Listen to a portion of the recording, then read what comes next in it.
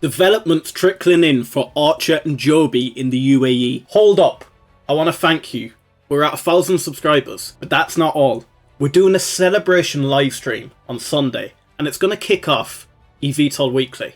You're going to get to meet the Hustle Brothers, and we're going to talk everything eVTOL, so make sure to be there. Right guys, with recent developments in the U.A.E. regarding ACHR and Joby, I thought there's no better time to look back at a recent interview I reacted to, and make sure to listen in closely, because there's some exciting thoughts by Adam and JoeBen. I am joined by three pioneers in urban air mobility.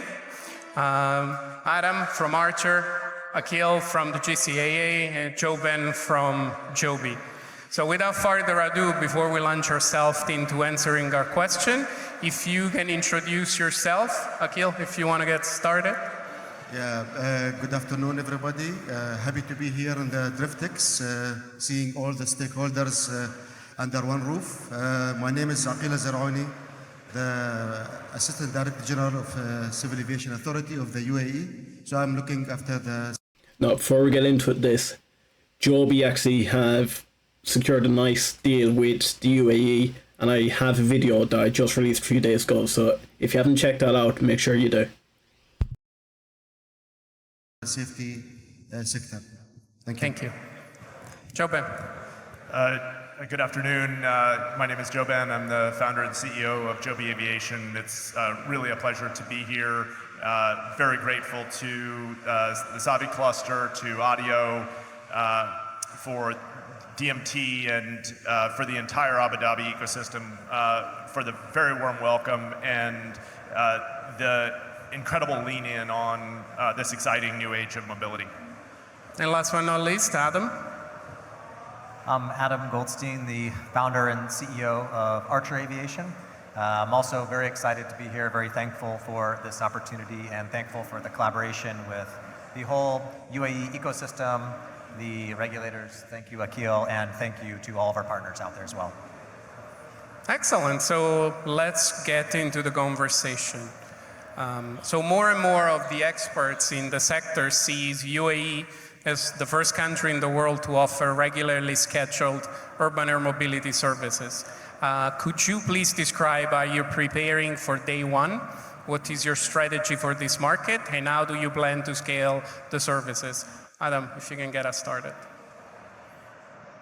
The U.A.E. offers a very unique opportunity to the whole industry of building eVTOLs. There is an energy here that the whole ecosystem has been excited about to bring to market. And so for me, it really starts with the ecosystem and the partners. And so ACHR can't do this alone. We are partnered up with many different groups across the region to look at different parts of the operation, like vertiports or MRO, or even the construction of the aircrafts themselves and bringing them doing final assembly here. And so it is our ambition to be operating here as soon as possible. And so we're working through the regulatory process in the US with the FAA, and then also in partnership with the GCAA to make sure we can deliver a safe aircraft from day one, and also be able to scale into an entire network that can service the entire country. Now, I want to stop it here. He talks about the US versus the U.A.E. I do think the U.A.E. is a completely different market. Both ACHR and Joby are going to come in at a higher price point than your conventional taxis. Now, if you looked at the likes of Tesla when they first came out, they hit the top end of the market just for that big, nice margin. The thing is, when you go first in on the U.A.E., it's not going to tell you too much about the uptake on it. Because the U.A.E. have the money, you're not going to have to worry too much about charging the upmarket price. So I really look forward to seeing it come to one of the Western countries, just to see, does it really take on the likes of the Ubers? Mr. Akhil? Yeah, I think being prepared for day one, we were fortunate back in 2017 when the leaders of the country They have seen eVTOL and urban air mobility as a new mode of transportation. And back then we started our preparation for day one. So we did quite a lot of progress into this area, even with absence of any international standards from ICAO related to urban air mobility operations. We said we better be prepared back then, so not to wait for these changes to take place. So from that perspective, we started working on the infrastructure regulations. We do have our rules out, which is it's first of its kind globally. And I'm happy to also announce that this week we issued our first approval for a vertiport operation here on the Yas Island. So this is a great achievement to see things that is moving into reality. Back then, when we talked about urban air mobility, we're talking about advanced air mobility. Could have been seen as something futuristic, but now it is reality. We could see the reality happening. Apart from infrastructure, we do have lots of work on operational side of the business. We are closely working with our allies at the global level to see what's happening. And I think we are very much ready for day one. Perfect. JoeBen. So Now, I can't wait to see JoeBen's approach for Joby in comparison to Archer's, or is he going to pull off something quite similar? as we've just heard, the lean-in from the government here in the U.A.E. is really unprecedented. The momentum on building out infrastructure, the momentum on following on with the incredible work that's going on for certifying these aircraft around the world is really fantastic. The support from all the different areas of the government here in the U.A.E. And as well as Abu Dhabi and Dubai is just fantastic. And we're seeing increasing momentum with the build out of infrastructure, and I really want to highlight how vitally important infrastructure is and how fantastic it is that the U.A.E. is able to move expediently on the development and the permitting of infrastructure, because that's what's going to make this service really compelling for people, is if you can fly from where you are to where you want to go, and that requires building out infrastructure at critical destinations across Abu Dhabi and across the country. So we think that this is... Now, I think one of the biggest marketing points in this is the amount of time it's going to save. Both companies are looking at taking 45-minute journeys down to 10 minutes. You go from a bird's eye view rather than throughout the roads.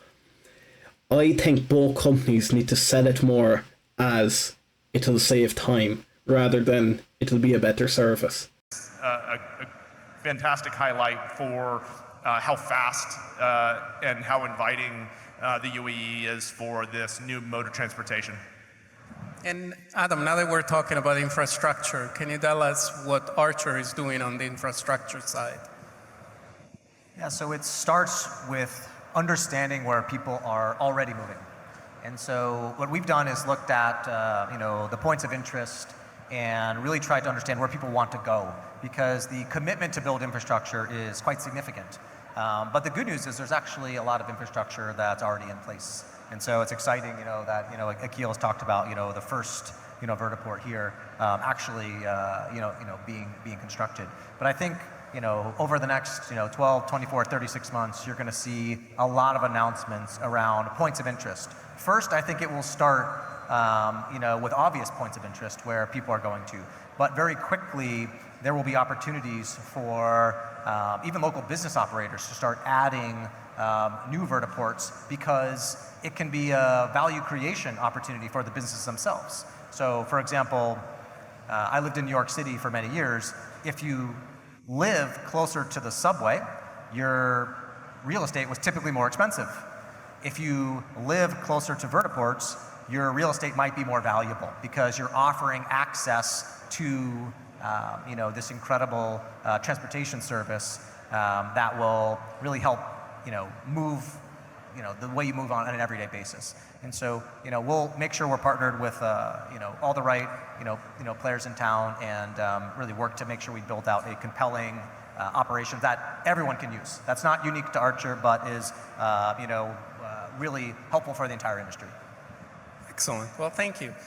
So let's switch gear a little bit. Now, that is interesting. He's opening it up, a bit like Tesla have done with the electric ports. The thing is, will Archer then charge the likes of Joby or Lithium or whoever wants to use this vertiport for this service? Or are they just going to let it happen, let competition flourish? It'd be interesting to see. To regulations. So all the three big regulators in the world, the CAC in China, EASA in Europe, FAA in the US, have regulations that are not fully harmonized. And each of these regulator is developing his own path towards entry into service. So as an OEM, how are you dealing with making sure you satisfy all of these different regulations? So we're very, very grateful for the very constructive dialogue we've had with the GCAA over the past 6 years, and the ability to take all the work that we've done with the FAA as we have completed stage 1, stage 2, and stage 3 of our certification process with the FAA, and we're now well on our way with the 4th stage, and to be able to take the groundwork that we've laid there and bring all of that process and all that learning, all the foundation of our certification process, and bring it here and engage in a really constructive and forward-thinking way with the GCAA. So very, very pleased with the engagement and with the momentum we're seeing. JoeBen, what about entry into service? You guys plan to operate your own aircraft here in U.A.E. So how are you dealing with that? So our target is to launch service here in the U.A.E. before the end of next year.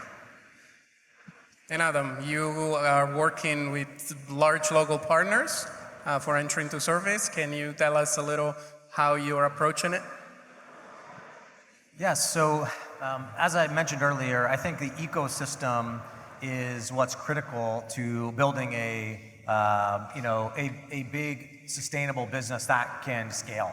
And so I don't think it's something that Archer is going to be able to do alone. And the good news is the partnership with the Savi cluster and the partnership with audio has enabled the discussions with a lot of the different ecosystem players.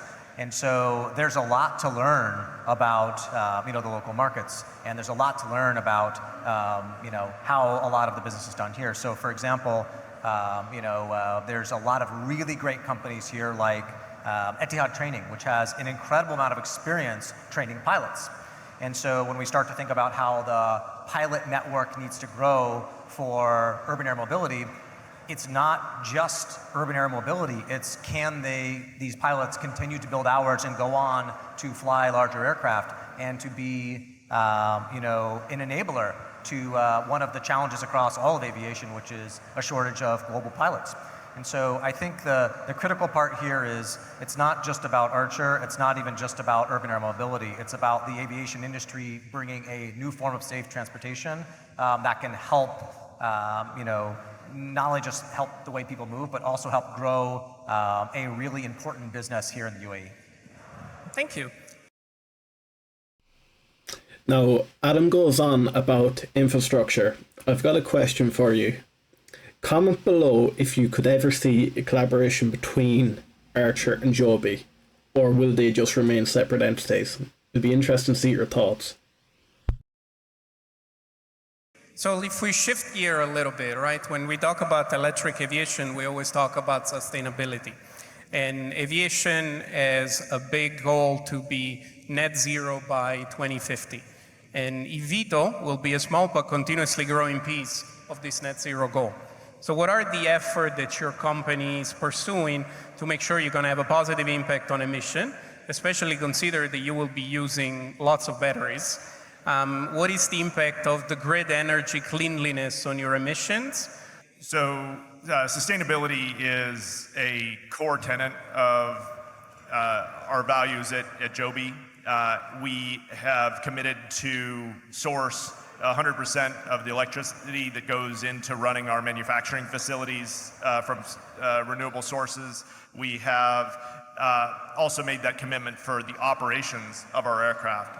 And so this is critical for the sustainability of charging and operating our fleet, as well as manufacturing our fleet, to deliver the lowest grams of CO2 per passenger kilometer, which is the metric that I like to use as we look to, with every successive generation of aircraft that we build, to become more and more sustainable.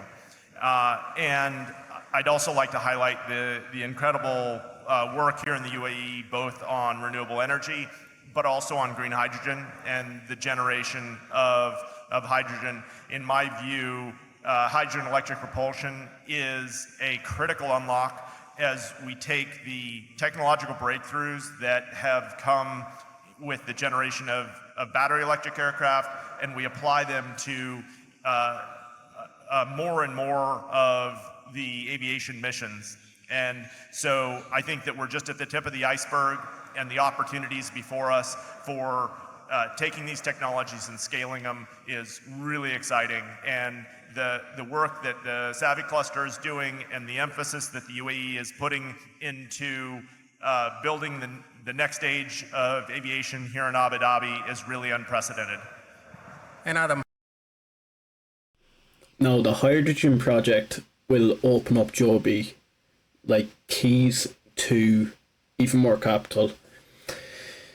With the electric vehicles, they're only great for small hops intra-city.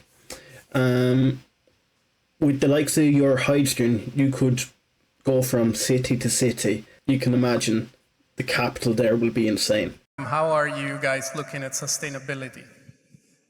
I think I agree with JoeBen, and I think JoeBen and Joby have done a great job of setting a pathway for taking this concept, this new transportation revolution, and making it very sustainable. And so there are lots of different angles to do this. And so, without being repetitive, an additional concept that we are looking at is, as you go through the manufacturing process itself, you're creating waste.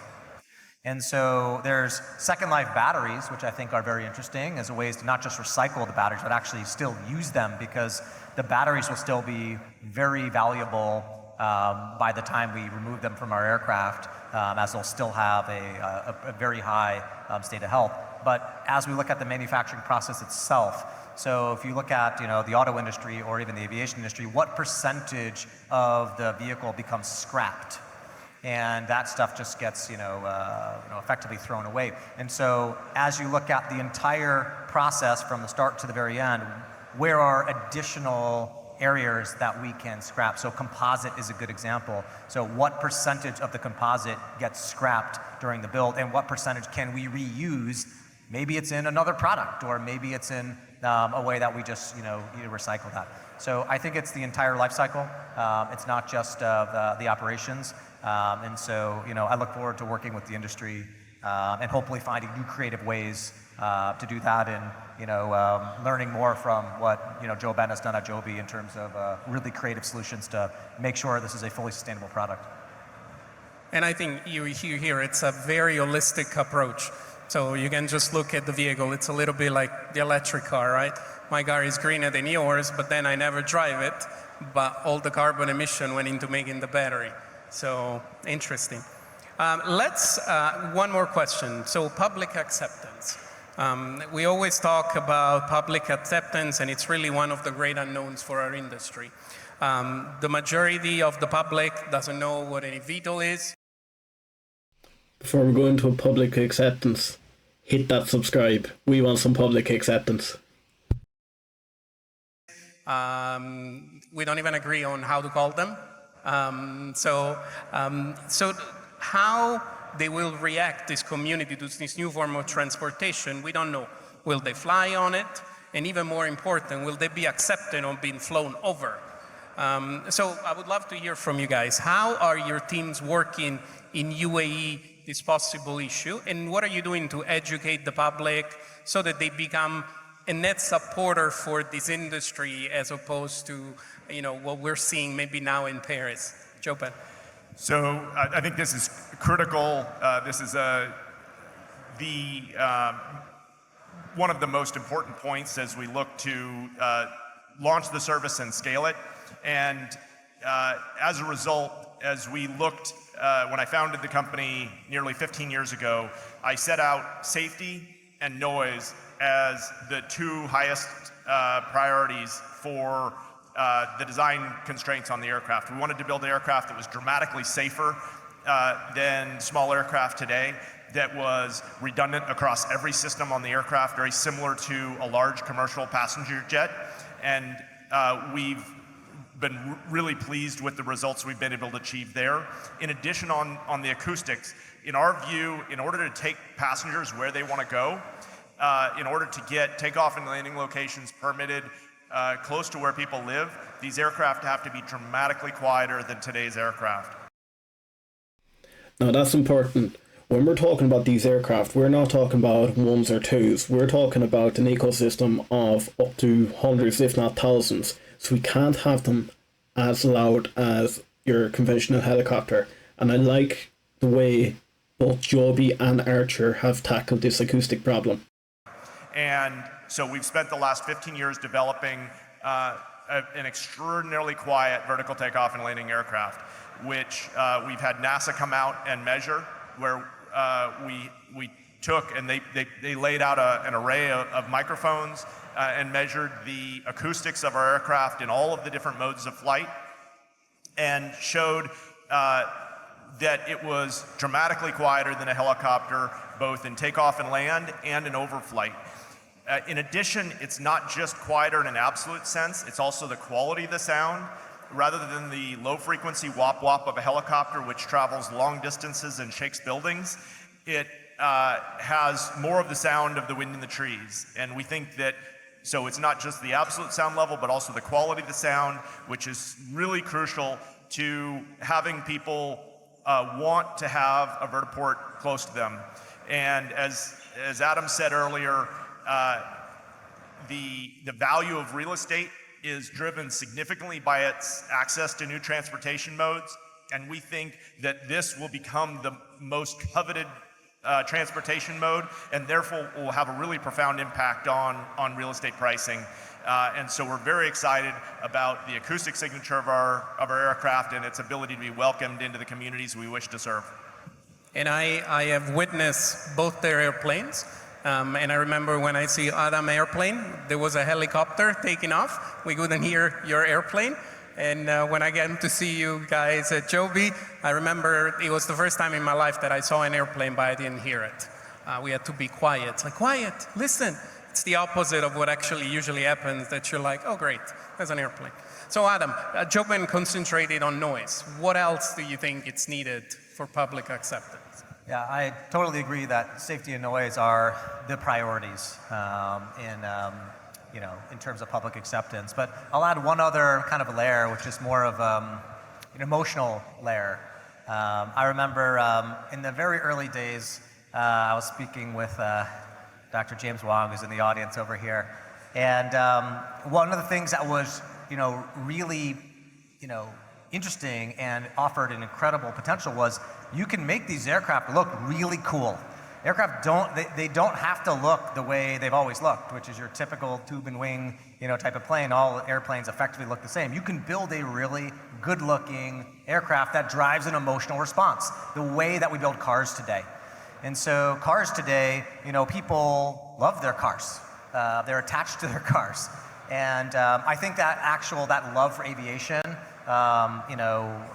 there's an opportunity to have a similar, type of emotional reaction to the planes if you build them to look really cool. And so what I think will happen is there will be early adopters that come and use the products, They will want to film this. They will want to put it out on social media. They will want to spread this because it's a really cool concept and you can build really cool futuristic planes. I always say, I want to build the world that I want to live in. This is the world I want to live in. And I want to live in a more futuristic world that's exciting and that's energizing every day. And so I think the design of these aircraft is actually going to lead to people wanting to go and see them and touch them and try them.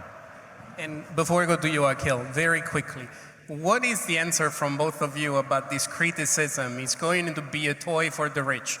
The four of us know that's not the case. But how do you respond to that type of criticism?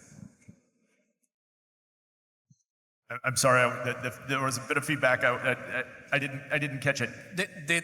In Paris, some of the people say it's a toy for the rich. We know it's not. But how do we go against this understanding, false understanding that's out there? I think we need to serve communities that want to be served, that are really excited. And to add to Adam's point about the excitement of this, it's not just the notion of getting to fly, it's also the experience of flying. And when you get to get in an aircraft and fly over the beautiful cities, especially a beautiful city like Abu Dhabi, and see it from the air and see it gives you a completely different perspective on your day. And so we're really, really excited to bring the magic of flight to people's daily lives. And Adam? I think it will, pricing of the product will also drive the ability for the product to become a mass form of transportation. And so I think it's going to be critical that we find ways to build the aircraft in safe but also affordable ways. We find ways to build infrastructure that also enables affordable flights. The nature of the vehicles themselves and being much more simple than the complexities of helicopters allows for these products to become offered to the general public at a much lower cost. But I think we will have to deliver against that, and by running, high quality businesses that are very safe, where we can show they can be affordable and attractive from a return profile, so we can build a large scale business that can serve the general public.